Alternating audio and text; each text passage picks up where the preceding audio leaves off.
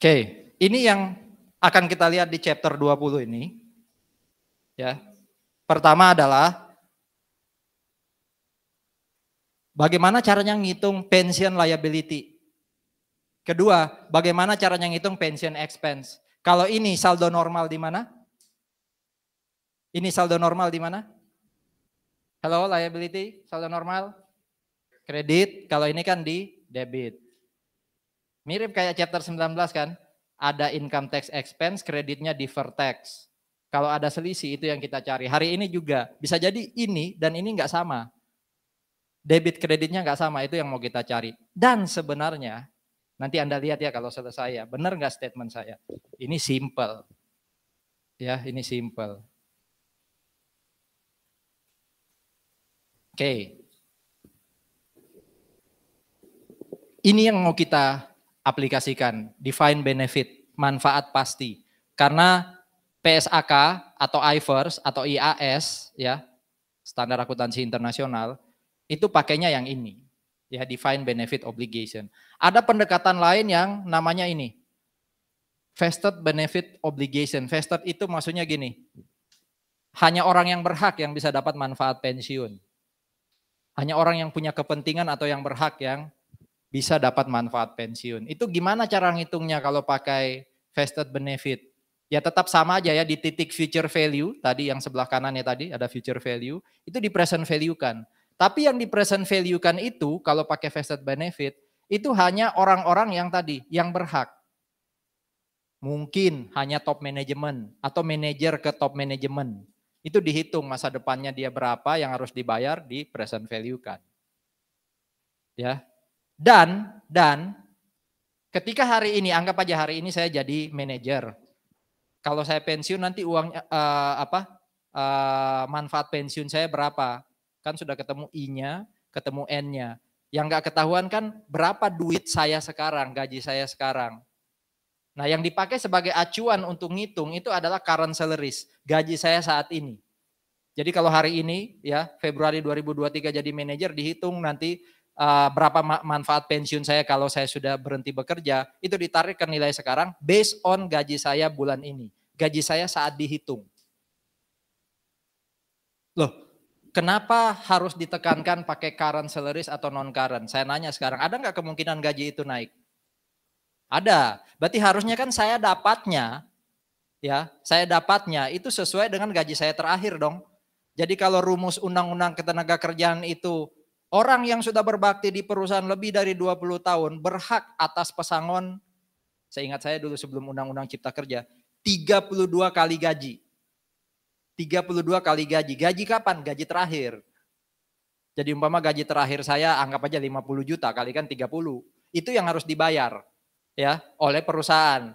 Kalau dia nggak punya duit makanya dia ikut program pensiun. Nah masalahnya program pensiun kalau pakai vested benefit itu ngitungnya pakai gaji sekarang. Jadi bisa jadi logikanya di akhir pasti dia harus nombok kan? Iya enggak? Uang tabungan dia cuma kecil. Yang tadi saya buat kotak hijau ya. Pasti ini kecil, pendek. Sementara yang hitam kan tadi tinggi. Kenapa pendek? Karena current salaries-nya, karena gaji yang dipakai acuan itu current salaries. Loh Pak, kalau bunganya naik gila-gilaan ya bisa aja sih.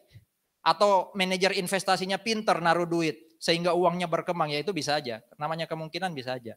Tapi kalau logika matematika dasar kan bisa jadi lebih rendah kalau vested benefit. Nah makanya ada pendekatan kedua namanya ini accumulated benefit. Tetap ngitungnya berapa manfaat Agustoli atau pegawai di ujung sini lalu di present value kan. Bedanya apa dengan vested benefit? Ini bukan hanya ya intinya pokoknya ini semua karyawan yang dihitungkan. Ya. Semua karyawan diikutkan.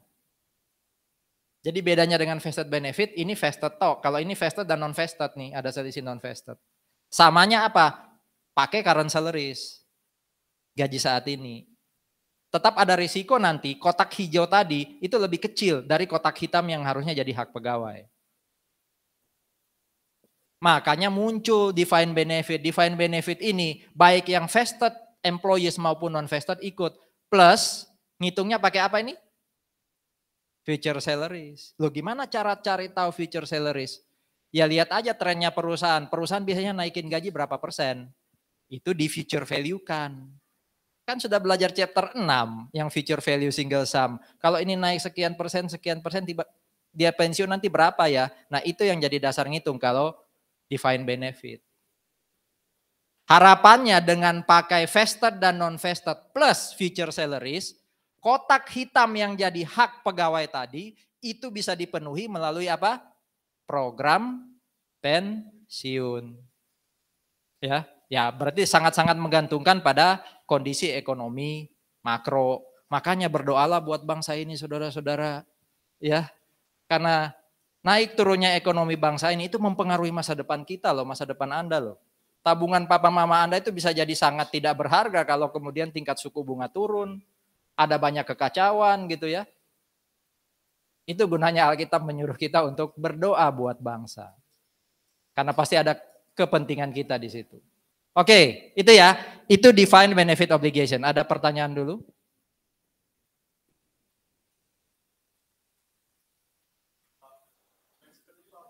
Vested itu apa ya? Kalau ada istilah vested interest itu berarti kepentingan yang terselubung. Jadi ada maunya dalam tanda kutip itu vested. Makanya di sini kalau disebut vested employees itu berarti employee yang memang berhak. Dia mau untuk dapat pensiun. Mungkin gitu cara. Saya susah cari arti ininya ya. Arti harafiahnya. Tapi intinya kalau sebut vested itu berarti ya memang dia berhak atas atau dia punya keinginan untuk itu tadi. Ya, makanya saya kasih contoh. Kalau layak, betul, mungkin layak ya pasnya ya. Kalau yang layak itu mungkin manajer ke atas. Tapi kalau yang level di bawah manajer itu yang disebut non-vested di sini. Gitu loh. Ya, vested non-vested tergantung perusahaan.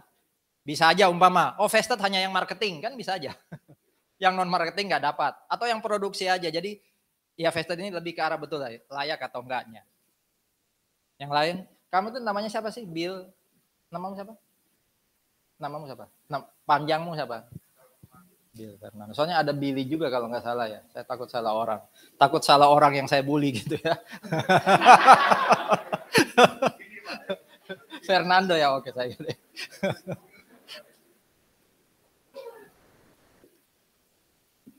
Nah, bulian saya itu bentuk perhatian. Jadi justru Anda harus iri loh ke Bill kalau saya sering bully dia. Berarti Anda kurang saya perhatikan. Oke, mulai masuk angka nih. Mulai masuk angka, coba lihat. Kita sudah pasti define benefit pension plan. Program pensiun, manfaat pasti. Tidak lagi define contribution, bukan iuran pasti ya. Oke. Nah, yang akan kita hitung nanti, yang akan kita lihat adalah berapa sih hutang kita yang harus kita tombol I. Tadi kan saya bilang ya, saya pengen masa depan dapat future value, anggap aja 1M. Ternyata investasinya jelek. Berarti angka hari ini itu belum bisa menjamin dapat 1M. Berarti kan saya harus nombok kan? Ah, itu yang mau dilihat. Berapa tombokan saya? Itu yang namanya net defined benefit obligation. Jadi kalau saya harusnya bayar karyawan pensiun 1M, hari ini investasi saya cuma 900 juta. Kan logikanya saya harus nomboi ke bank atau ke dana pensiun supaya ini bisa menuhin 1M. Tapi kan bisa aja Pak kondisi ekonomi bagus sehingga saya itu bukannya nombok tapi malah dapat dalam tanda kutip ya selisih lebih. Itu yang namanya defined benefit asset. Saya itu harusnya bayar pensiun karyawan 150 juta. Investasi saya sekarang itu sudah nilainya 200 juta. Ya udah berarti kan saya nggak perlu mikir lagi, oh duit saya mau saya bayarin iuran, nggak perlu. Jadi bisa jadi iuran yang dibayar itu turun. Karena MI saya, manajer investasi saya pinter muternya. Wah enak tuh kalau kayak gini.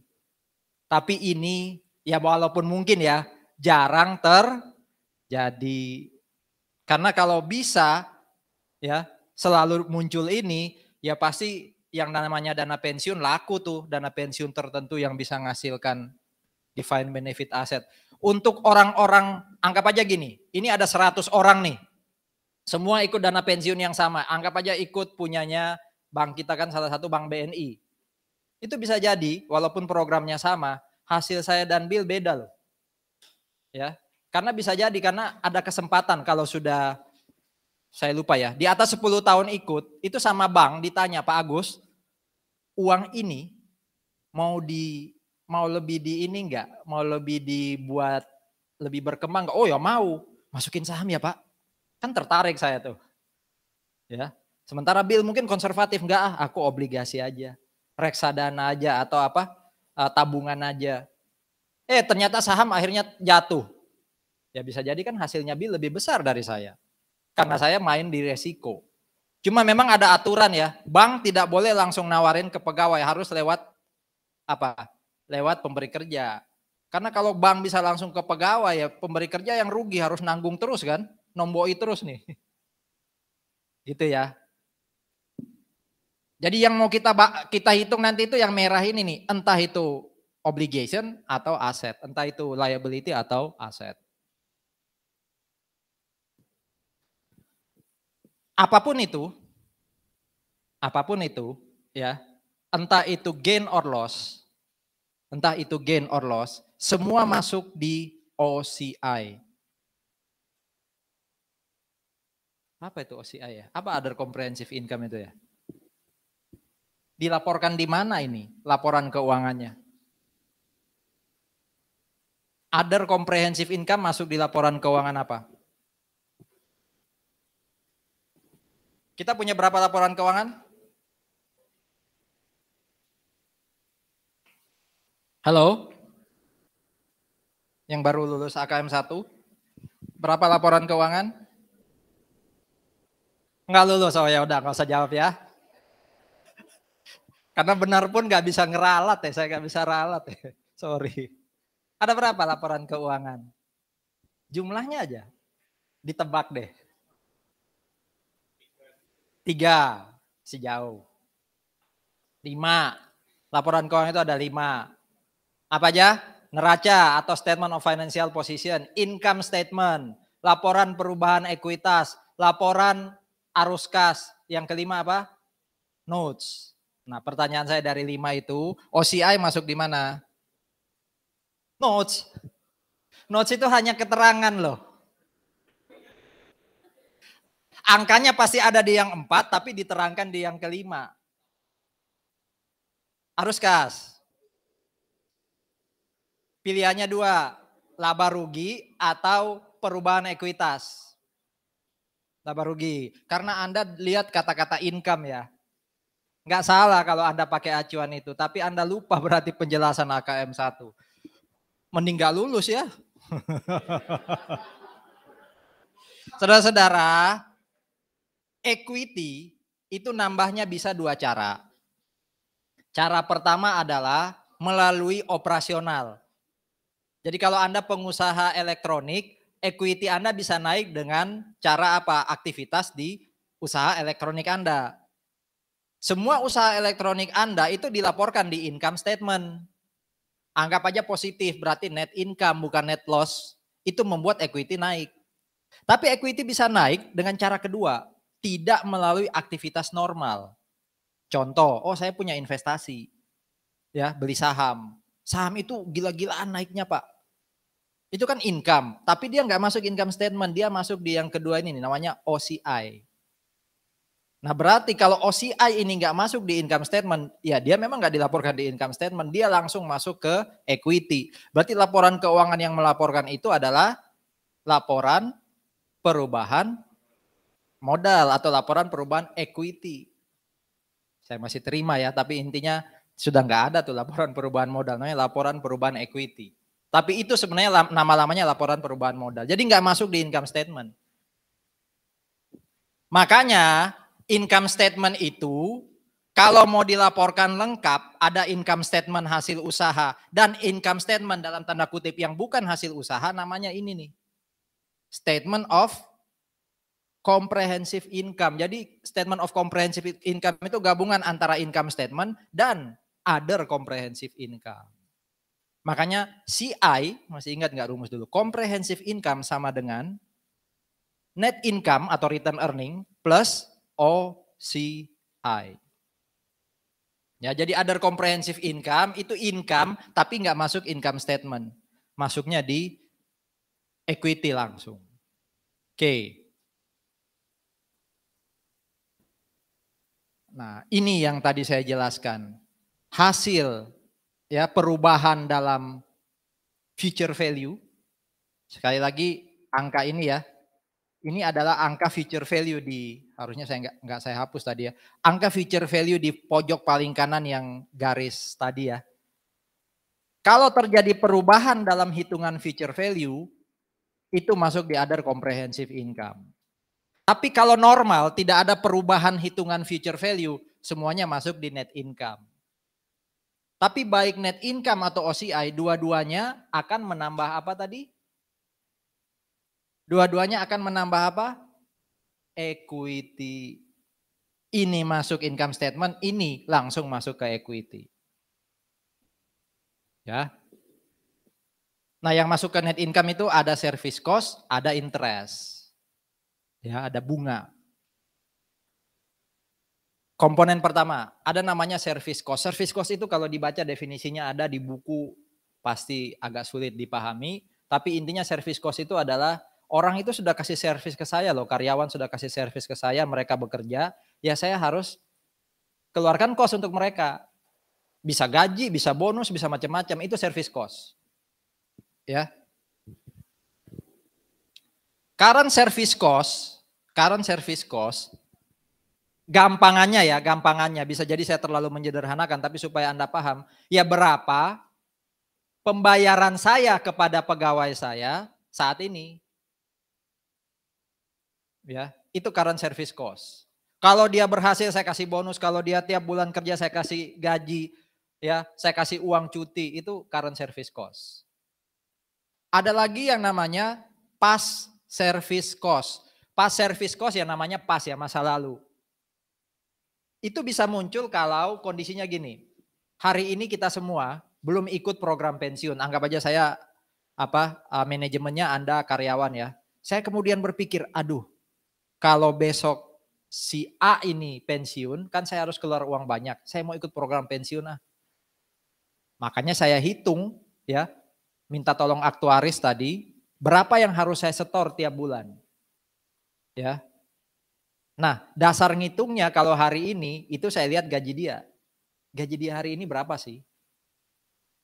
Tapi kan dia sudah kerja di saya mungkin sudah 5 tahun. Berarti ada 4 tahun lalu gaji atau pembayaran saya ke dia. Nah, pembayaran saya ke dia 4 tahun lalu itu yang disebut past service cost. Paham ya? Kalau hari ini saya ikut program pensiun, maka current service cost itu adalah pembayaran di tahun ini. Past service cost itu adalah pembayaran atau cost yang saya bayar untuk jasa dia untuk periode sebelum tahun ini. Jadi kalau dia sudah kerja 10 tahun ya 9 tahun lalu itulah past service cost.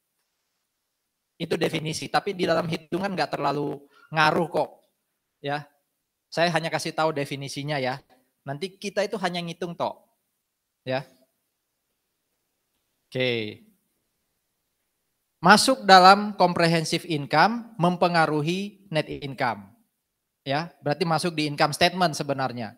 Ya, operating item masuk di bagian operating. Karena net income itu kan ada bagian operating, ada yang non operating ya. Ini masuk di bagian operating. Itu dulu yang service cost. Yang kedua adalah net interest.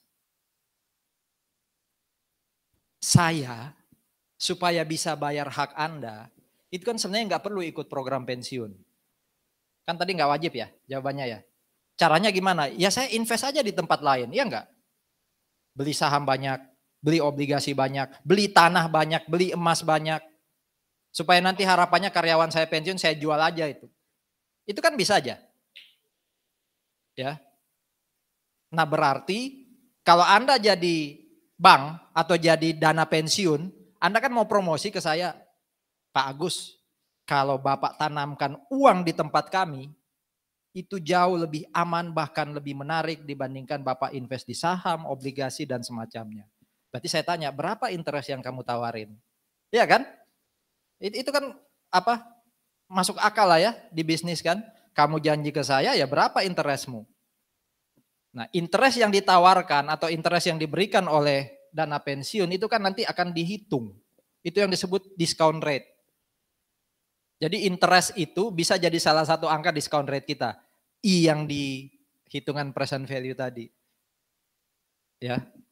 Jadi ya, net interest di sini itu dihitung dengan cara gini. Berapa sih hutang pensiun saya? Kayak tadi ya, 1 M. Ternyata plan aset saya cuma 900 juta. Berarti saya masih punya hutang 100 kan? 100 itu saya tanam kan? Saya top up kan? Paham ya tadi ya contohnya yang ini loh. Nah ini kan, 100 harus saya tanam lagi kan?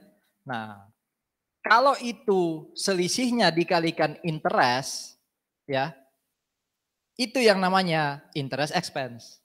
Kalau dikalikan interest rate, sorry ya, discount rate atau interest rate, itu yang namanya interest expense. Jadi kalau angka 100 ini dikalikan anggap aja 2%, berarti 2.000, itu interest expense.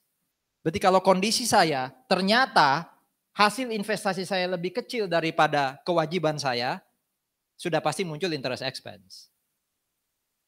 Kan mirip kayak chapter 19, hafalin itu ya.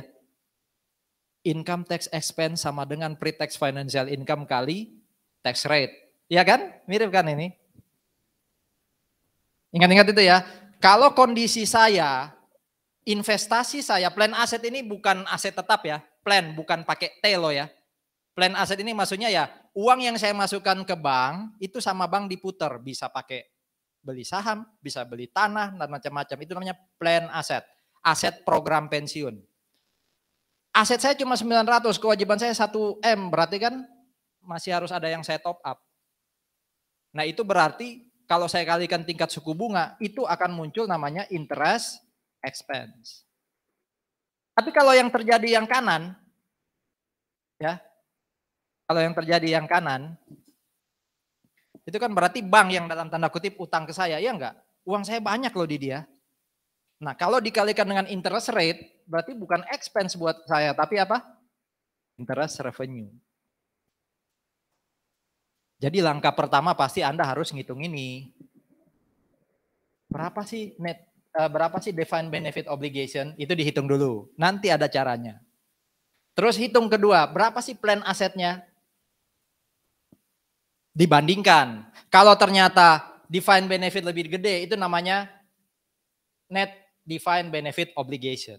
Kalau ternyata asetnya yang lebih gede, itu namanya net defined benefit asset. Itu yang harus dilakukan. Sudah 3 angka tadi ya.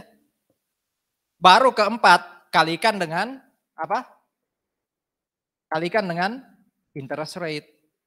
Kalau interest rate dikalikan yang kiri tadi, di mana kewajiban kita lebih besar, itu munculnya interest expense. Tapi kalau yang kanan tadi, yang 250 tadi kalau nggak salah, dikalikan discount rate, itu namanya interest revenue. Semua namanya expense and revenue ya, pasti masuk di income statement. Di soal, ini pasti diketahui dong. Maksud saya sembunyiin gitu ya. Coba tebak, berapa interest rate yang mau saya masukkan di soal, kan nggak mungkin. Ya. Ini pasti diketahui di soal. Tapi untuk Anda pahami di praktek, gimana caranya kalau saya Pak jadi aktuaris atau jadi akuntan ngitungnya nih. Nah ini di sini dikatakan. Interest rate biasanya di praktek itu pakai tingkat suku bunganya bonds. Jadi di perusahaan Anda invest bonds atau Anda terbitkan bonds, itu tingkat suku bunganya berapa sih? Tapi bonds yang paling bagus ya, yang bisa memberikan keuntungan maksimal buat investor, itu tingkat suku bunganya berapa? Itu yang jadi discount rate. Untuk pengetahuan aja, karena di soal kita pasti diketahui. Sudah 2 ya, service cost sama net interest. Ada pertanyaan? Nah ini hanya muncul, poin 3 ini, kalau angka future value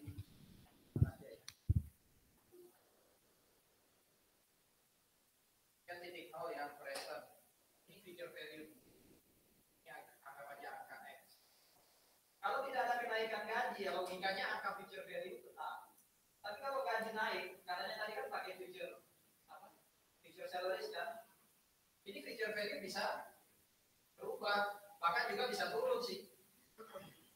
Ketika hitungan future value itu berubah, itu yang disebut dilakukan pengukuran ulang, remeasurement, ya. Bisa gain, bisa loss, bisa gain, bisa loss, ya. Apapun itu baik gain atau loss, masuknya bukan di income statement tapi di OCI, ya. Nanti dilihat seperti apa itu remeasurement. Ada tadi istilah yang saya sudah jelaskan ke Anda, plan asset. Plan asset itu sekali lagi bukan PLANT, kalau itu aset tetap. Ini plan. Plan ini aset di program pensiun. Jadi tergantung kalau Anda jadi bank atau jadi dana pensiun, uang yang saya masukin ke Anda sebagai iuran, mau Anda puter di mana? Ya. Oh saham Pak, saya risk taker. Oh enggak Pak, saya tabungan aja. Risk avoidance, risk averse, menghindari resiko. Tapi ingat loh ya, apapun profil resiko Anda punya target dari pemberi kerja. Tolong supaya hasil akhirnya mendekati ketentuan undang-undang. Oke. Jadi plan aset di sini adalah hasil investasi dari uang pensiun yang sudah diinvestasikan ke bank. Paham ya? Bisa macam-macam. Ya, bentuknya bisa macam-macam, bisa saham, obligasi, properti, ya. Ada yang namanya actual return. Kalau saya tanamin uang atau Anda jadi dana pensiun, Anda tanamkan uang di saham. Apa return dari saham? Paham return ya, pengembalian ya. Apa return dari saham? Apa? Bisa capital gain. Wah thank you, langsung mikirnya capital gain. Biasanya orang langsung mikir dividen, padahal dividen ini nggak begitu besar sih.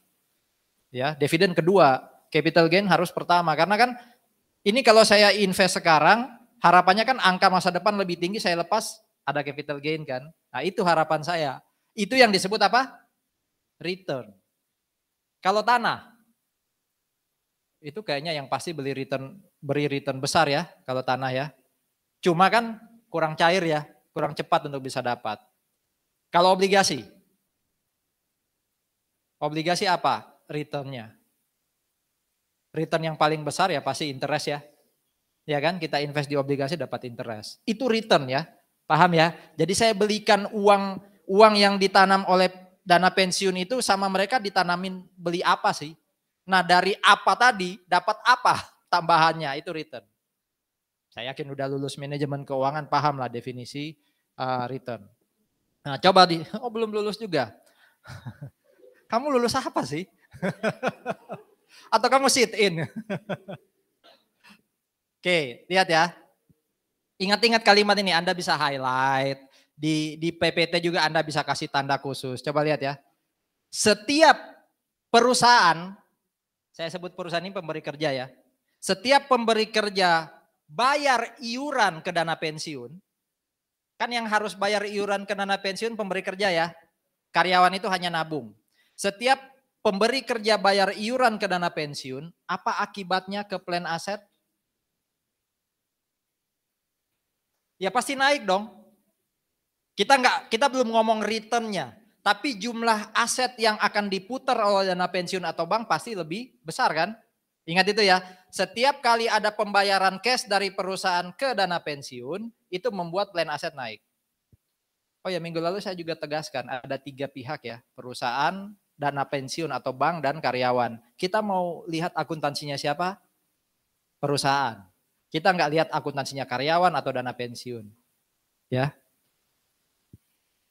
Berikutnya, setiap dana pensiun bayar uang pensiun ke pensiunan, jadi sudah pensiun nih, dibayar uang pensiun. Apa akibatnya ke plan aset? Turun dong, iya kan? Jadi umpama ini kotak plan aset. Setiap kali ada iuran, kotak ini kan tambah besar. Tapi kalau ada pensiun kan dia mengecil. Ingat-ingat itu ya, setiap kali perusahaan bayar iuran ke dana pensiun, plan aset nambah. Apakah returnnya nambah? Belum tentu. Tergantung atau investasinya. Tapi kalau bayar manfaat pensiun ke pensiunan pasti dia turun dong. Paham logikanya ya? Jadi itu cara saya untuk ngomong ke Anda, monggo dihafalin tapi lebih enak kalau dipahamin. Jadi jangan hafalin perilaku pacarmu ya. Pahami. Itu yang susah.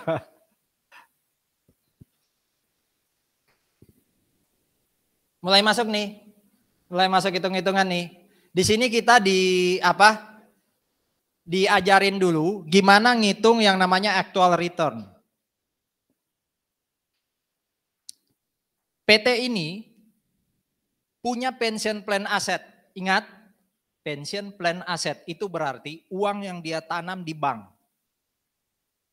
Kan sama kayak saya nabung di bank kan, sama kayak saya beli saham kan, itu kan dalam tanda kutip kayak investasi kita dong.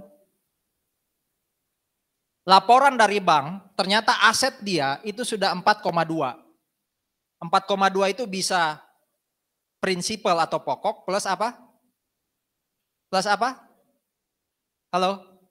Angka 4,2 ini bukan hanya pokok yang saya investkan, tapi sudah plus. Ya enggak? Apa? Bank statement itu loh. Rekening koran itu kan isinya uang yang sudah kita tabung sama bunganya kan. Nah, angka 4,2 itu sekian. Iuran ABC untuk pension plan 300. Jadi dia bayar ke dana pensiun 300. Ya.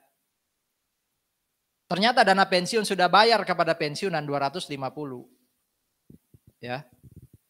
Nah, pertanyaannya sekarang berapa nilai plan aset saya di akhir tahun? Di sini ada tambahan. Ada return on asset itu 210. Ya pakai aja rumus ini tadi. Kalau ada return berarti nambah. Kalau loss disebut actual loss atau negative return. Kalau tadi ada iuran ke dana pensiun, apa nih? Nambah. Ya kan? Nambah nih. Tapi kalau bayar benefit ke pensiunan 250 berkurang. Jadi dari situ kita bisa ngitung berapa pension plan aset akhir. Soal ini bisa saya rubah loh. Yang saya minta Anda ngitung berapa aktual return-nya. Ya kan? Kalau itu terjadi berarti ini harus diketahui dong. Ya kan? Jadi nggak mungkin saya kasih soal, tolong hitung actual return, tapi saya nggak ngomong berapa plan aset akhir. Itu sama dengan nebak-nebak. Ya jadi pelajari cara hitung ini ya, ingat-ingat, ini kan cuma tambah tok ya, tambah kurang tok ya. Bukan kali bagi, nggak pakai diferensial, nggak pakai integral loh ini. Oke, ada pertanyaan dulu, plan aset dan actual return.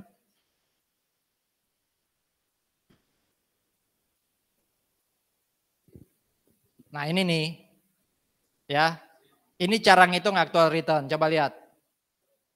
Tadi ya, ada plan aset 4,2, ada iuran 300 dan bayar retirement 250. Ya. Bagaimana cara ngitung actual return? Ya, bagaimana cara ngitung actual return? Nah, di sini cara ngitungnya. Ini harusnya diketahui di soal nih yang 260. Jadi kenaikan fair value itu kayak gini loh. Saya beli saham 100. Ternyata akhir tahun nilainya sudah 100. Saya beli saham 1000, ternyata akhir tahun nilainya jadi 1260. Kan 260 itu actual return kan? Nah, itu yang disebut di sini kenaikan fair value. Sekali lagi ini bagian dari yang diketahui harusnya. Nah, dari situ kan saya bisa ngitung berapa sebenarnya actual return saya. Atau sebenarnya ngelihatnya 260 itu kan dari sini ya. 4460 kurangi 4200 kan. Ya enggak? Jadi intinya ini pasti juga diketahui di soal supaya saya bisa ngitung actual return. Jadi dari slide ini bisa 2 soal. Tolong ngitungin actual return akhir atau tolong ngitungin tolong ngitungin plan aset akhir atau tolong ngitungin actual return. Ada pertanyaan? Nah nanti Ya Anda nggak perlu buat ini sih, tapi saran saya waktu entah T1 atau UTS segera buat, siapin dari rumah Excel yang bentuknya kayak gini supaya Anda tinggal ngisi. Nanti saya kasih ya, rumusnya sudah ada tapi bisa jadi rumusnya bisa beda loh tergantung kasus atau soal. Ya. Coba Anda lihat ya, coba Anda lihat. Makanya saya bilang sebenarnya bukan omong kosong, ini gampang. Coba lihat. Nanti berapa pension expense yang didebit? Anda tinggal lihat nanti total yang bawah.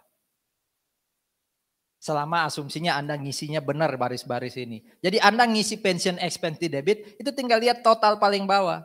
Berapa cash, entah debit atau kredit, tinggal lihat nanti total di bawah. Dan seterusnya. Ya.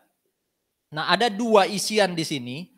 Ada isian yang namanya isian untuk jurnal umum. Inilah perusahaan.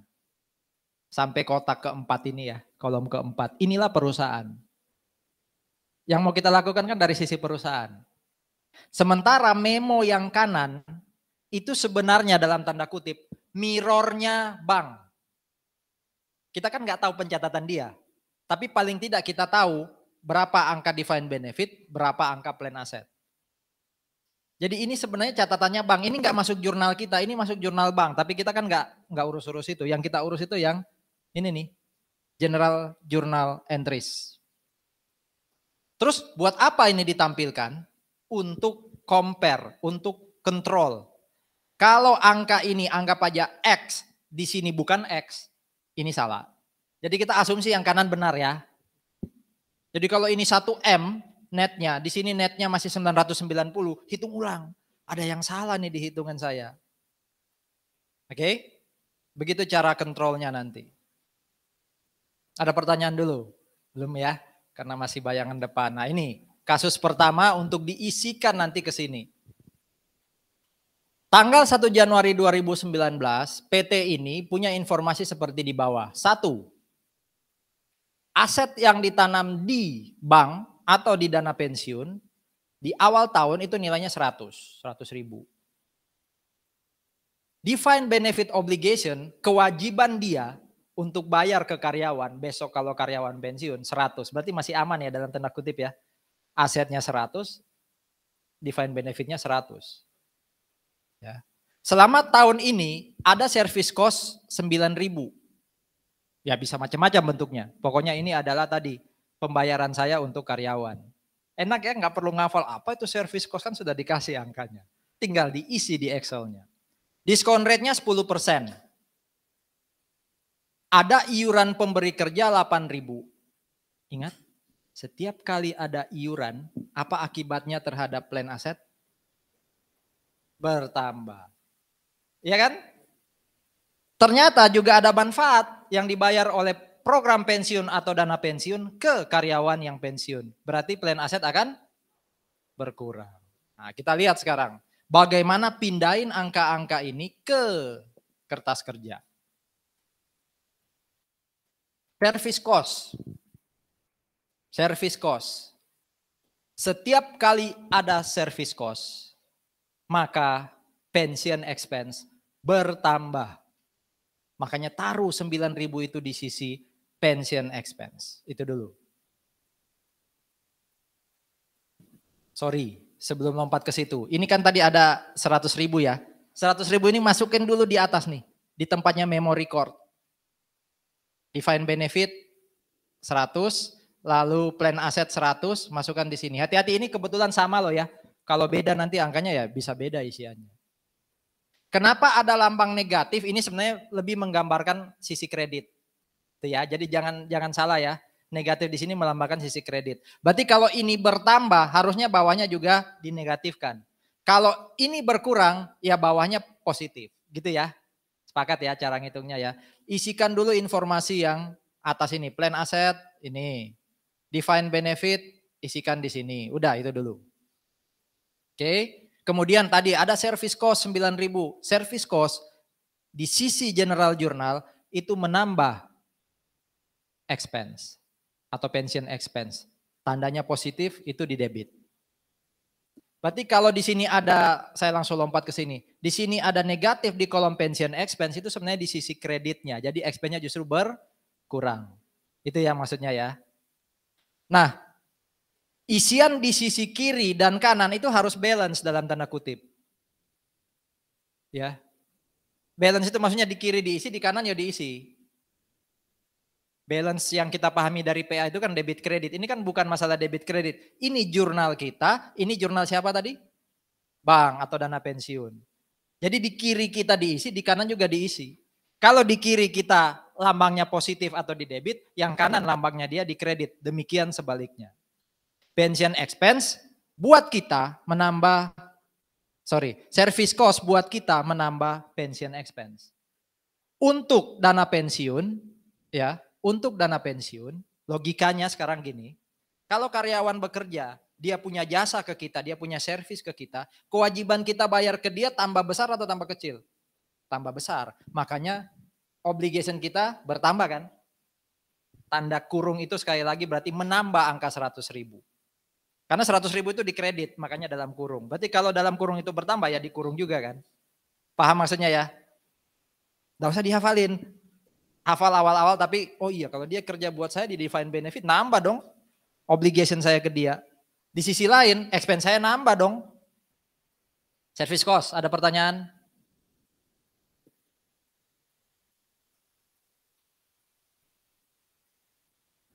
Kita lompat dulu ke ini, ke iuran 8.000. Iuran 8.000 itu berarti kan ada cash yang keluar kita bayar ke siapa? Kita bayar ke siapa? Ke bank. Berarti cashnya dikredit ya. Makanya lambangnya ini negatif, itu dikredit cashnya. Berarti di sisi kanan itu harus plus karena dalam tanda kutip di debit.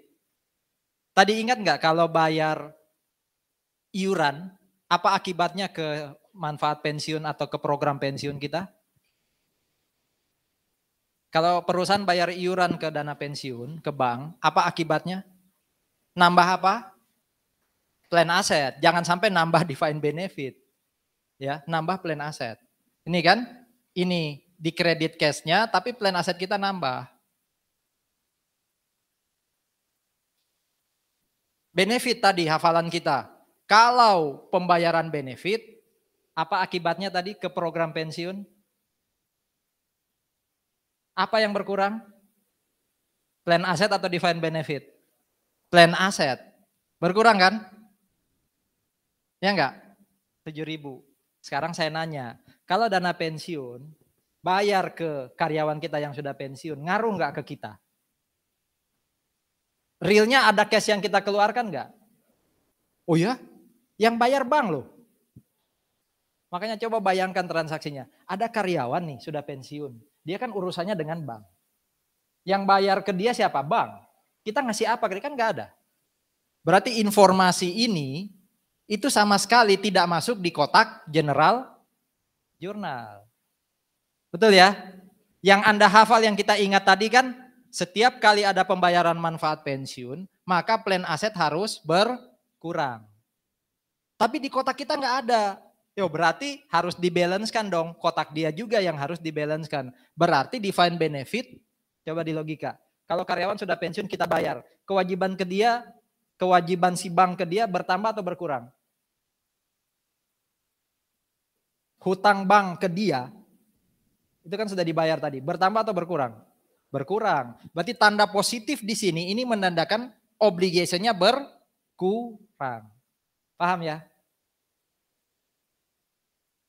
Jadi kita masih bahas yang ada di sini. Diskon rate-nya belum saya omongin. Service cost tadi sudah logika dan hafalannya, termasuk saldo awal. Lalu contribution tadi sudah dihafal di awal, di sini diimplementasikan, benefit juga. Sampai yang itu aja dulu ada pertanyaan?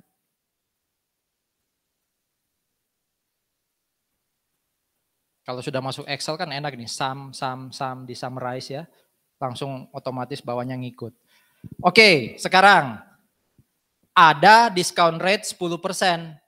Ya, ada discount rate 10%. 10% di sini diketahui dan dikalikan ke angka yang berbeda. 1, untuk interest expense itu dikalikan ke defined benefit obligation awal. Defined benefit obligation awal kan 100.000. Kali 10% dapat berapa? 10.000. Makanya ini defined benefit obligation kali 10%. Jadi interest expense, tadi kan ada rumusnya ya. Itu muncul karena patokan kita adalah DBO. Interest expense itu ke DBO. Sementara interest revenue itu ke apa? Plan asset. Jadi angka 10.000 ini nih, interest revenue ini, itu sebenarnya 10% kali 100.000 yang ini. Kebetulan sama, kan masih soal pertama, dibuat gampang. Jadi antara interest expense dan revenue tidak ada selisih. Ya enggak? Tadi kan akan muncul interest expense atau interest expense lebih besar kalau DBO-nya lebih besar dari plan aset. Ya enggak? Rumusnya tadi gitu ya. Mana tadi? Nih. Akan muncul interest expense kalau DBO-nya lebih besar dari plan aset. Akan muncul interest revenue kalau plan asetnya lebih besar dari DBO. Ini kan sama. Makanya interest expense dan interest revenue-nya sama. Yang perlu diingat adalah, yang perlu dihafal, interest expense itu menambah pension expense. Karena logikanya kan saya punya kewajiban ke karyawan 100.000. Coba tuh duit dia dimasukkan ke bank, dia kan harusnya dapat return kan. Berarti kan expense atau janji kita ke dia kan bertambah. Makanya di sini ya, itu nambah obligation tapi juga nambah expense. Paham gak logikanya ya? Kalau ada uang di dana pensiun 100.000, itu kan sama kayak kita naruh uang di tempat lain. Entah di saham dan semacamnya. Ya. Berarti kan kita harus hargai uang itu. Pakai apa? Ya pakai tingkat suku bunga atau diskon rate. Berarti kalau ada uang di sana, itu kita nambah hutang kita ke karyawan. Makanya di sini kewajiban kita nambah, tapi juga expense kita nambah. Jadi interest expense itu nambah pension expense, juga menambah DBO. Sebaliknya, kalau muncul interest revenue, gimana ngitung interest revenue? Diskon rate kali plan asset, itu menambah plan asset, ya enggak? Itu kan return ya, betul ya? Plan asset harusnya naik karena ada tingkat suku bunga, tapi mengurangi interest revenue. Mengurangi pension expense, jadi bentuknya revenue. Expense kalau ditaruh di sisi kredit kan jadi revenue ya. Jadi ngurangin expense.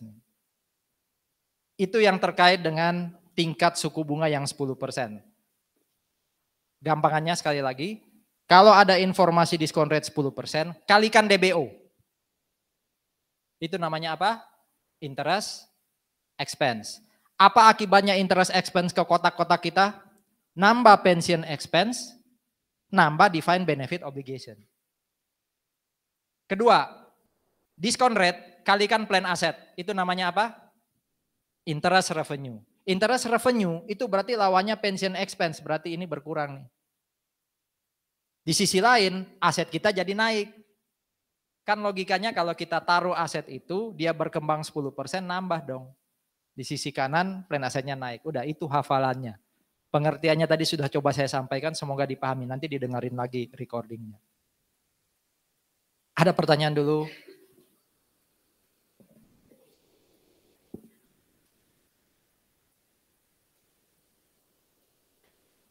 Udah bisa nggak bikin jurnal?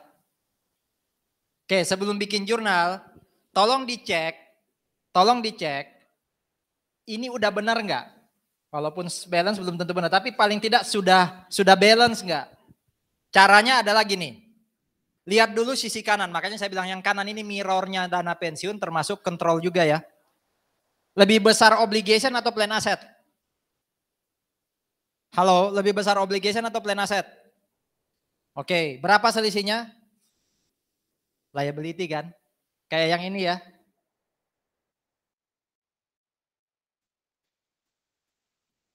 Ya kan?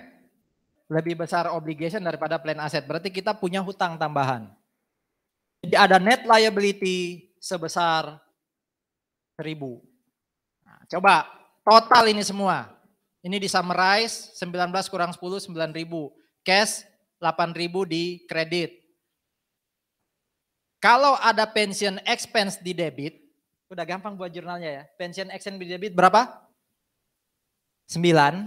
Ada cash di kredit 8. Kan masih ada selisih di kredit 1.000 ya. Nah itu pension liability. Angka awalnya 0, angka akhirnya 1.000. Berarti pension liability-nya 1.000. Sama enggak dengan ini? Net liability yang 1.000. Sama ya? Udah benar. Tinggal buat jurnal. Jurnalnya gampang kan? Selama hitungan kita yang di atas ini benar. Itu yang saya bilang gampang. Karena tinggal yang bawah. Apalagi yang punya kemampuan intelijen yang kuat ya, dia nggak perlu ngapa-ngapain, nunggu temannya selesai, angka bawahmu piro gitu. Ya, kan ini nggak diminta buat tabelnya kan, bukan esai kan, pilihan ganda nanti. Wah, saya harus memperkuat kemampuan intelijen saya nih. Silakan, ada pertanyaan? Oke. Kasus yang simpel selesai. Sekarang masuk kasus di mana ada pas service cost. Masih ingat pas service cost itu muncul karena apa? Ada 2 tadi. Bisa karena hari ini saya baru mulai apa? Ikut program pensiun. Berarti hari ini ada 2 service cost saya. Service cost tahun ini dan service cost masa lalu. Itu pas service cost. Ya. Yang kedua bisa jadi hari ini, sudah lama sih saya ikut program pensiun, tapi hari ini saya bilang, kok kayaknya saya mau rubah ya, angka future value saya yang di kanan. Saya pengen memberi lebih, supaya karyawan kalau pensiun dia dapat lebih banyak. Hari ini service cost-nya berapa? Berarti yang lalu itu harus dilihat lagi. Itu juga pas service cost. Tapi apapun itu, nanti di soal diketahui. Gitu ya.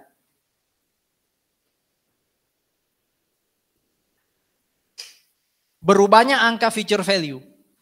Karena saya tadi pengen memberi lebih ke karyawan. Atau mungkin saya pengen kurangin bisa aja ya. Kegedean kayaknya nih, saya kurangin. Nah itu yang disebut perubahan program. Jadi perubahan program itu karena saya ya memang ngerubah angka ini. Tapi bisa juga karena saya yang lalu nggak pernah ikut. Yang tadi saya cerita ya. Tahun ini baru saya ikut. Itu juga perubahan program. Ya. Ada istilah ini sih dihafalin aja ya, tapi tidak terlalu banyak ngaruh ke hitungan kita. Ada namanya curtailment. Curtailment ini berarti ketika saya melakukan perubahan hitungan ini, akan ada jumlah karyawan yang mungkin terdampak. Yang tadi arahnya ke vested atau non-vested. Itu pun nanti diketahui di soal. Oke. Sebentar saya lihat ininya ya. Rupanya soal ini berseri. Soal ini berseri. Langkah pertama kita adalah saudara-saudara, sama kayak ini tadi, kita hitung dulu atau taruh dulu angka paling atas. Ingat? Angka paling atas saldo awal harus diisi dulu. Berarti masuk tahun depan, plan aset kita isinya 111. Ya enggak? Ini kan saldo akhir nih. Berarti itu taruh di atas nih di tahun depan. Angka DBO kita taruh paling atas 112. Paham? Angka 1.000 kita yang paling bawah, bukan 1.000 yang ini ya. 1.000 yang paling bawah, pindahkan paling atas. Untuk tahun depan. Makanya nanti, seperti ini tampilan paling atasnya. Jangan heran ya, itu dari yang tahun lalu. 19. Ini kan kita masuk tahun 2020, paham ya? Nah di tahun 2020, dia melakukan perubahan. Hitungan future value-nya dia lakukan perubahan. Sehingga ya ada pas service cost yang berubah. Enak kan ya sudah diberitahu, ada pas service cost loh. Saya pengen rubah program pensiun saya, di mana saya pengen ngasih service cost yang lebih tinggi ke karyawan, tapi saya ambil dari masa lalu. Ada pas service cost 81.600. Wis pokoknya dihitung oleh mereka ketemu angka itu. Selain itu, ada informasi yang lain, service cost yang tahunan 9.500. Gimana tadi perlakuannya kalau ada service cost tahunan? Jangan lihat PPT-nya yang jawaban. Menambah pension expense, terus Di kotak yang kanan yang memo. Masih ingat? Service cost itu pension expense nambah. Tapi di sisi kanan, DBO atau PA-nya yang berubah. DBO-nya nambah atau turun? Nambah. Ya enggak? Karyawan itu sudah kerja ngasih servis ke saya. Berarti kan expense saya ke dia nambah. Di sisi lain, untuk pensiunnya dia juga nambah. Obligation saya untuk pensiun dia nambah. Itu ya, diingat-ingat ya. Terus, iuran tahunan tadi gimana? Berarti buat perusahaan ada cash yang keluar kan? Tapi di program pensiun akibatnya apa? Apanya yang bertambah? Plan aset. Ya kan? Kalau ini, di perusahaan ngaruh enggak? Enggak. Tapi di memory records jadinya apa kalau ada manfaat yang dibayar? Plan aset berkurang, kewajiban juga berkurang. Ya enggak? Kan sudah dibayar uang ke dia, berarti angka plan aset yang segini tadi berkurang. Tapi kewajiban saya ke karyawan juga berkurang karena sudah saya bayar kan dia pensiun. Itu maksudnya saya itu dana pensiun. 3 ini paling enggak paham ya? Service cost, iuran dan manfaat, ya kan? Oke, sekarang yang mau jadi apa? Mau jadi fokus ada 2 di sini. Pertama diskon rate, kedua yang amandemen 81600. Saya ambil yang diskon rate dulu deh, karena harusnya lebih gampang. Diskon rate kalau dikalikan DBO namanya apa? Expense. Tapi pengalinya sekarang udah beda angkanya ya. DBO kita 112 ya. Sementara plan aset kita 111. Oke. Plan aset dulu deh yang gampang ya, karena dia tidak ada perubahan angka. Plan aset 111 dikalikan diskon rate namanya interest revenue. Interest revenue itu pengaruhnya apa? Pension expense dalam kurung atau berkurang, plan aset bertambah. Jelas? Ingat-ingat ya tadi ya, diskon rate kali plan aset itu interest revenue. Interest revenue itu plan expense, pension expense berkurang dong. Wong namanya interest revenue. Tapi di sisi kanan, berarti plan aset nambah dong, kan ada return. Nah tadi, diskon rate kalikan DBO, itu namanya kan interest expense. Harusnya kan kita kalikan dengan 112, betul? Nah, jangan langsung dikalikan kalau terjadi yang namanya perubahan program. Apalagi kalau muncul, apa ini? Past service cost. Ingat-ingat, kalau muncul past service cost, maka pengaruhnya adalah 1, sama kayak current service cost. Tadi apa pengaruhnya current service cost? Nambah apa? Pension expense. Sekaligus nambah apa? DBO. Tapi ini kan sama sebenarnya, 81600 dan di sini sama dengan yang 9500 dan di sini sama kan? Bedanya apa? Past service cost ini disesuaikan ke saldo awal. Jadi jangan masukkan past service cost ini setara dengan yang bawah ya. Tapi dia dimasukkan untuk menyesuaikan saldo awal. Makanya ketika menghitung diskon rate kali DBO, itu bukan DBO yang awal tapi DBO yang sudah di restate. Berapa nih? 19360 kan? Itu 10% kali 193.600.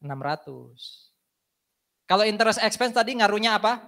Pension expense nambah, DBO juga nambah. Betul ya? Kalau angka-angka contribution, benefit, service cost tahun ini kan sudah yang tadi. Sudah receh buat Anda kan? Oke. Totalan semua kolomnya. Di sini ada pension expense 99.360.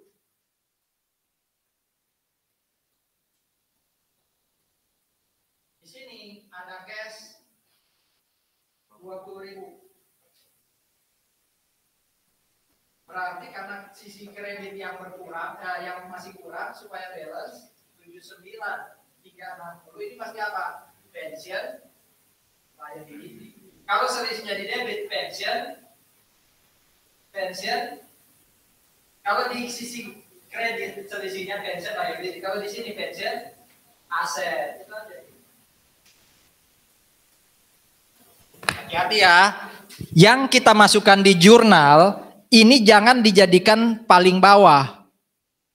Yang kita masukin di jurnal itu masih di bawah garis yang sebelum bawah ini nih. Ingat tadi ada saldo awal 1000 kan dari sini ya 1000 ya. Betul ya? Nah awalnya 1000 bertambah 79 berarti saldo akhir pension liability kita berapa? 80. Tapi yang masuk jurnal yang 79. Gimana caranya kita mengendalikan atau memastikan angka-angka ini tepat atau enggak? Kurangi aja define benefit 214 dengan 134. Oh masih lebih besar liability-nya. 80, 360 selisihnya. Sama ya? Dah, buatlah jurnal. Udah jurnalnya cuma 3 ini. Di prank ya, buat Excel-nya banyak, jurnalnya cuma 3. Makanya Anda jangan mau di prank teman Anda yang jago intelijen ya. Anda yang sulit ngitung Excel-nya, dia cuma minta hasil akhirnya. Ya.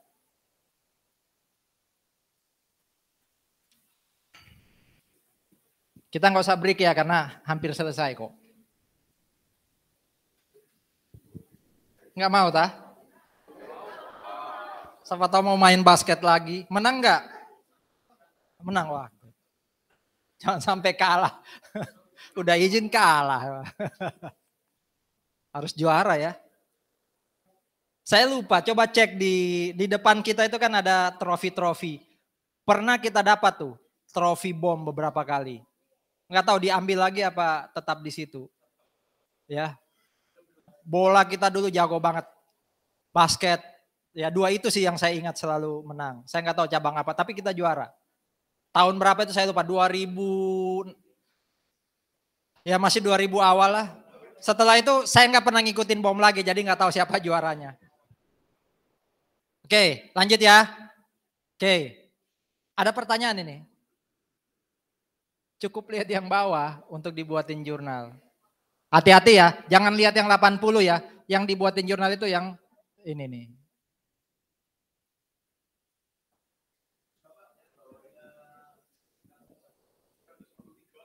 Mana-mana?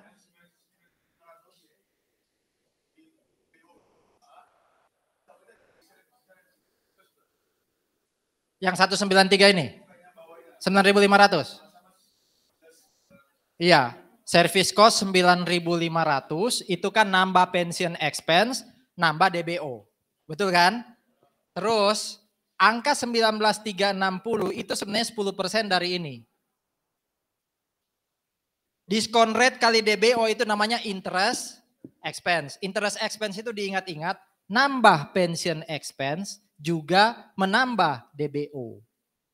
Jadi cara pertama adalah cari tahu gimana ngitungnya. Oh ngitungnya diskon rate kali DBO. Tapi DBO setelah di restate. Bukan DBO yang atas. Bukan DBO yang awal. Restate itu maksudnya kalau ada past service cost. Coba lihat soal ini dengan soal sebelumnya. Soal sebelumnya nggak ada past service cost kan? Ini ada. Karena ada past service cost,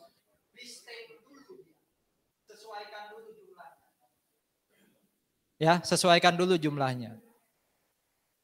Saudara-saudara, Anda kalau ngaliin 10% dengan 112, Anda isi di sini, bisa balance nggak? Masa nggak bisa? Saya ulang, umpama nih, nggak salah ya, 10%-nya saya nggak kalikan 193, tapi saya kalikan 112. Bisa balance nggak? Bisa dong. Wong sininya saya isi berapa? 11.200, di sini juga 11.200. Balance. Makanya saya bilang balance itu menenangkan tapi belum tentu benar. Ya enggak? Secara matematika kalau saya isi 11.200 sini dan sini kan bisa balance ya. Wong angkanya sama kok. Tapi ingat loh, persentase diskon rate itu dikalikan dengan defined benefit setelah disesuaikan. Kenapa disesuaikan? Karena ada apa? Past service cost. Di sini kok nggak disesuaikan Pak? Karena nggak ada past service cost. Gitu ya. Yang lain pertanyaan.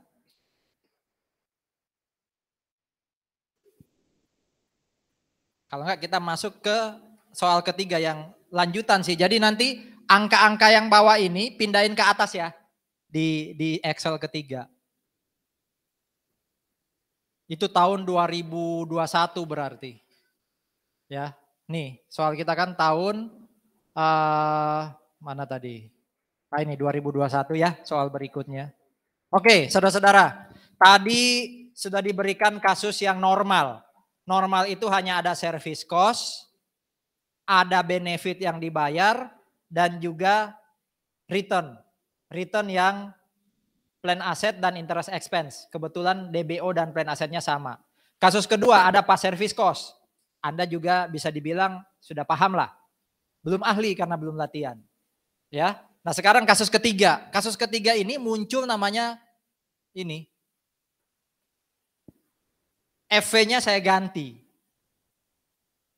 Entah saya naikkan atau saya turunkan. Itu namanya remeasurement. Ya. Remeasurement itu bisa terjadi karena ini itu yang saya bilang tadi, angka ini diubah, diganti. Aktuaris ngitungnya beda, ganti angka ini. Pak, tingkat suku bunga sekarang berubah, investasi jadi tambah bagus atau macam-macam lah. Sehingga angka ini berubah, itu bisa muncul remeasurement. Pokoknya ininya berganti. Atau yang ini maksudnya apa ini kira-kira? Bisa dibuat contoh yang lebih relate? Dibahasakan dengan proses bisnis yang tadi saya sudah jelaskan. Apa yang terjadi sebenarnya di kotak hijau yang kiri bawah? Saya invest. Saya kasih duit ke Anda ya. Anda terus invest ke aset, macam-macam asetnya. Ternyata nilai aset di pasar itu apa? Naik, meroket tiba-tiba. Ya kan? Besar. Berarti kan akan ngaruh ke angka ini kan? Ya bisa jadi mungkin future value saya terjaga ya, tapi mungkin iuran saya mengecil. Karena kan asetnya tiba-tiba besar naik. Itu juga bagian dari remeasurement. Intinya dari kedua kotak ini bisa muncul gain, bisa muncul loss. Ini contoh ya, ini belum masuk ke kasus, ini masih contoh. XYZ ini punya plan aset 100.000, diskon rate 6%.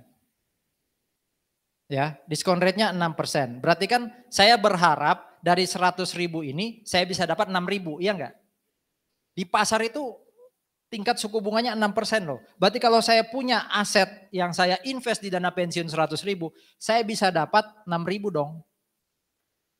Ternyata di pasar saudara-saudara, realnya return yang saya dapat 8.000.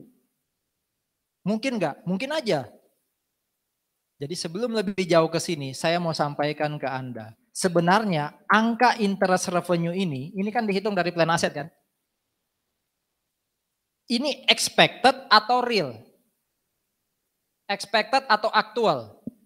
Di kasus ke-1 kita maupun kasus kedua. Kalau kasus ke-1 kan berapa angkanya? 10.000. Dikalikan ini kan? Ini expected atau actual return? Masih expected. Di sini di kasus ketiga diberikan tambahan. Atau mungkin gini, kasus ke-1 ke-2 itu mengatakan kamu expect 10, kamu dapat 10. Jadi antara expected dan aktual sama. Di sini beda. Kebetulan di sini di kasus yang ilustrasi ini lebih tinggi. Mungkin nggak lebih rendah dari 6.000? Mungkin. Berarti kalau lebih rendah dari 6.000 bukan gain tapi loss. Udah. Simple kan? Itu yang nanti mau kita masukin di kolom-kolom itu loh. Kolom-kolom apa? Kertas kerja tadi. Jadi nanti ketika ngisi kolom-kolom tadi, kita tetap hitung ini. Pasti. Karena itu yang kita lakukan di kertas kerja 1 dan 2. Tapi di soal nanti ada tambahan angka ini. Anda wajib masukkan angka ini di dalam kolom-kolom kita tadi. Gain dan loss masuk di OCI sekali lagi ya. Jadi langsung ke post equity. Oke. Ini saldo akhir tadi betul? Pindah ke paling atas, betul ya? Oke. Service cost tahunan, receh nih, apa pengaruhnya? Service cost tahunan, pension expense nambah, DBO nambah. Bisa nggak ya, kamu lagi tidur, tak bangunin, kalau ada service cost apa pengaruhnya? Itu berarti sudah sangat menjiwai kalau bisa baca. Oke, ini kita simpan dulu diskon rate. Tunggu dulu ya. Itu nanti dikalikan dengan DBO jadi apa? Interest expense. Dikalikan dengan plan aset jadi apa? Revenue. Oke. Ada actual return, kita simpan juga dulu. Kita simpan dulu. 24.000 apa ngaruhnya? Di sisi memo. Di sisi memo. Di sisi general journal. Cash berkurang. Di sisi memo, plan aset bertambah. Oke. Manfaat 10,5. Berarti di sisi general journal tidak ada ngaruh. Di sisi memo, plan aset berkurang 10,5. DBO juga berkurang 10,5. Betul ya? Oke. Ada informasi nih. Define benefit dihitung ulang. Makanya ini ya. Hitung ulang itu ketemu 265. Kita simpan dulu. Apa ngaruhnya ke sana? Oke. Saya lompati dulu yang tadi ya. Service cost tadi sudah kita jawab. Ya. Contribution tadi sudah kita jawab. Benefit juga tadi sudah kita jawab. Oke. Ada pas service cost nggak di kasus kita ini? Ada ya. Sekarang kita lihat. Plan aset awal 134 100. Yang ini. Kalau dikalikan 10% itu kan yang namanya expected. Betul? Padahal di sini dikatakan actual return-nya 12. Expected kita 13, ada actual return 12. Berarti sebenarnya ada apa? Loss. Tugas kita nanti masukin angka loss ini ke kolom. Oke. Yang bawah ini nanti saya liatin. Tapi nanti kita akan kembali ke sini. Oke. Tadi ada loss berapa? 1410. Kalau ada loss 1410, ke kanan dulu deh. Apa akibatnya ya? Tadi kan yang kita harapkan naik itu plan aset. Ya. Naiknya 13, tapi ternyata ya ini kan, ternyata realnya cuma 12. Berarti sebenarnya 13 ini terlalu besar kan? Supaya dia jadi 12 kita kurangi 1410 dari hitungan ini loh. Ya kan? Jadi plan asetnya sebenarnya netnya cuma 12 sekian. Betul? Di sisi kanan dulu. Nah, di sisi kiri, ya ini diingat-ingat tadi. Kalau ada gain or loss, masuknya kemana? OCI. Kenapa ini plus? Ayo, kenapa ini plus? Kalau di sini jelas ya, kan plan aset itu naik kita harapkan 13, cuma naik 12, berarti 13 kegedean kita kurangi kan? Itu jelas ya. Tapi di sini kenapa plus di kolom OCI? Apa arti tanda plus atau minus tadi? Debit atau kredit? Yang terjadi loss atau gain kita? Loss di mana? Debit. Debit itu tandanya plus. Paham ya? Oke. Sampai angka 1410 ada pertanyaan dulu?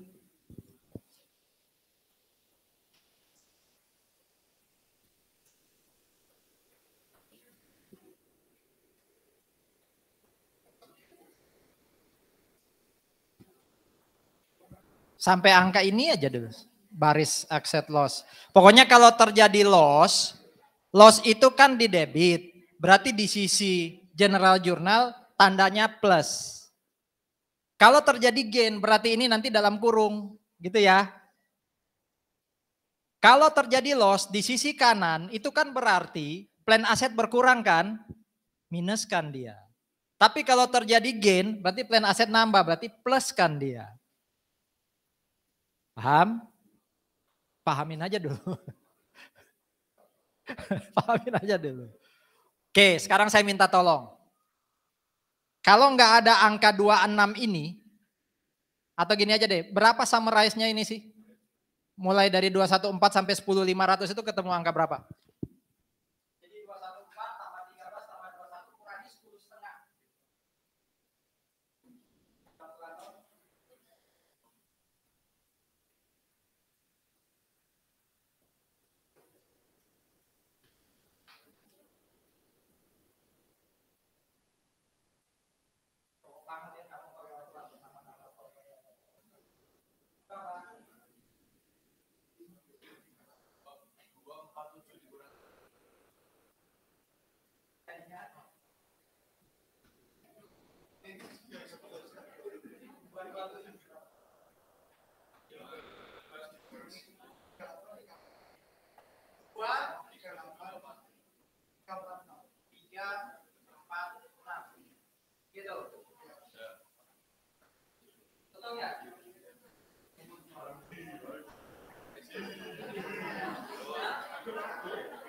Dua satu empat tambah 13 tambah 21 kurangi 10,5. 406. Oke, saudara-saudara, ini angka apa? Nah, ini angka apa ini? Ya enggak? Oke, tadi katanya aktuaris hitung itu. Ternyata di file benefitnya bukan sekian, tapi jadi gini.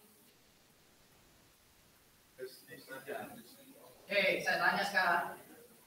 Selisihnya berapa nih?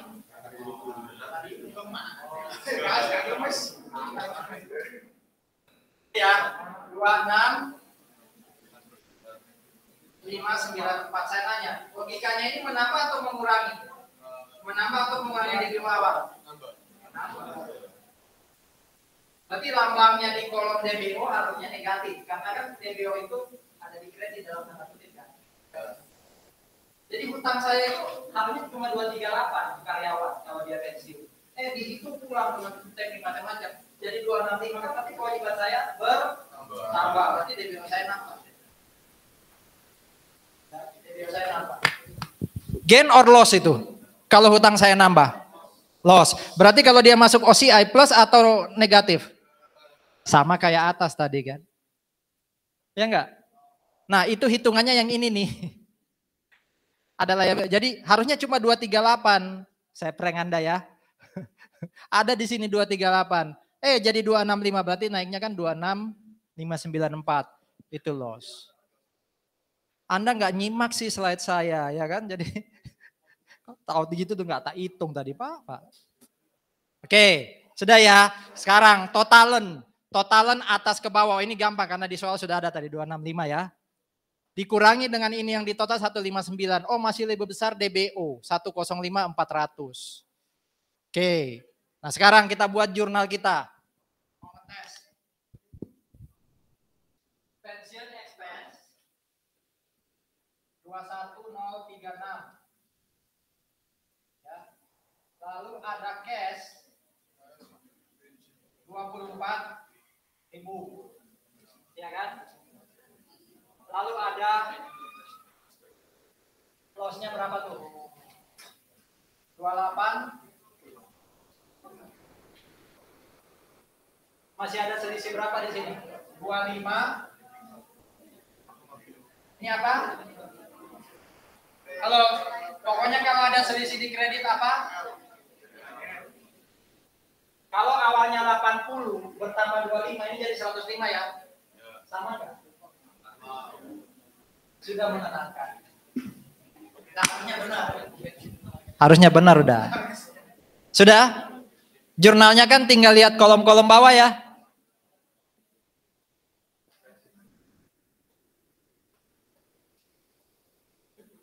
Apa susahnya? Loh, objektif dong. Anda bilang masih susah ya, apa susahnya? Ayo, cuma nambah, cuma kurang. Nggak ada, ya kalinya paling yang cuma 10% itu, kali apa DBO atau plan aset, udah itu aja.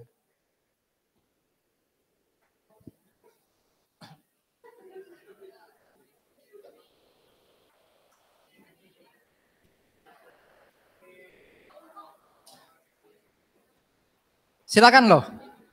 Angka-angka ini ambilnya tinggal dari yang bawah ini. So, apa susahnya? Gampang ya?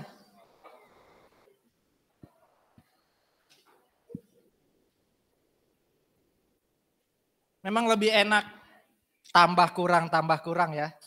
Dibanding kali bagi.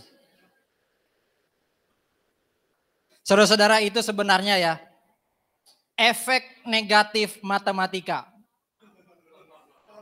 Iya enggak? Pernah saya bilang ya, Dengan adanya matematika yang membuat kita lebih nyaman dengan tambah kurang, kita lebih senang menambah keuntungan diri sendiri, mengurangi keuntungan orang lain. Tapi kita nggak pernah berpikir untuk berbagi. Nah, masuk ya. Itu joke bapak-bapak ya. Masih laku. Saudara-saudara, ini tinggal masalah pelaporan. Jadi bisa dibaca, oh kalau terjadi pension expense masuknya di mana? Kalau ada gain or loss masuknya di mana? Ini contoh pelaporannya. Ya, di akhir hafalin ini. PSAK berapa, IAS berapa. Ini maksudnya standar akuntansi internasional ya. Yang ini PSAK. Udah.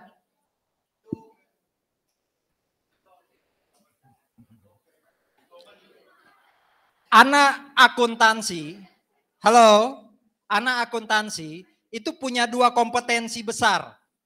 Satu, akuntansi keuangan. Yang ketika kita belajar dari PA, AK masih ada AK ya. Ada AKM 1, AKM 2, habis ini AKL, ujungnya teori akuntansi. Itu namanya kompetensi akuntansi keuangan. Di akuntansi keuangan itu kalau istilahnya Bill, ada undang-undangnya. Nama undang-undangnya apa? PSAK. Nah, PSAK-nya itu ini. PSAK itu standar akuntansi keuangan di Indonesia. Tapi sebenarnya di internasional ada namanya IFRS. IFRS itu ada dua, bisa IAS, bisa IFRS. Nah, untuk yang ini nih, kita bahas apa tadi? Pensiun. Itu diaturnya bukan di IFRS tapi di IAS. Jadi nggak salah sih kalau disebut undang-undang, tapi di akuntansi nggak ada undang-undang. Itu kalau ikut apa? Mainstreamnya akuntansi keuangan. Mainstream kedua adalah akuntansi manajemen. Yang ini kan digunakan untuk pihak luar dan internal. Kalau ini digunakan untuk pihak internal saja. Mata kuliah apa yang terkait dengan managerial accounting, cost accounting, dan AM? Yang mungkin ditambah kalau anak bisnis ada banyak kembangannya ya. Saya nggak tahu ada biaya-biaya lanjutan. Kamu anak apa? Pajak atau bisnis? Pajak. Lebih nyaman belajar PA atau cost accounting? Pengantar akuntansi atau cost? PA. Padahal di cost nggak ada jurnal loh. Cost ada jurnal nggak, paling dikit ya. Tapi lebih banyak hitungan matematika kan. Kenapa lebih suka PA ada jurnal? Emang kamu dapat apa nilai PA? Benar lebih nyaman ya. Tapi kalau anak bisnis, menurut pengalaman saya, lebih suka yang constraint, cost dan manajemen. Memang mungkin nggak akurat banget ya perkiraan saya, tapi biasanya gitu. Anak pajak lebih mainstreamnya akuntansi keuangan, anak bisnis lebih mainstreamnya akuntansi manajemen. Ya. Karena anak pajak itu sejak awal sudah yakin, saya akan masuk di ilmu yang sangat kaku dengan aturan. Sudah ada PSAK, di pajak ada apa? Undang-undang. Coba Anda lihat di KOS dan AM, nggak ada jurnal, adanya matematika. Sekarang saya nanya, ini kita tutup aja ya. Apa gunanya hitungan di cost accounting yang Anda pelajari? Nah, maksudnya itu tujuannya untuk ngitung apa?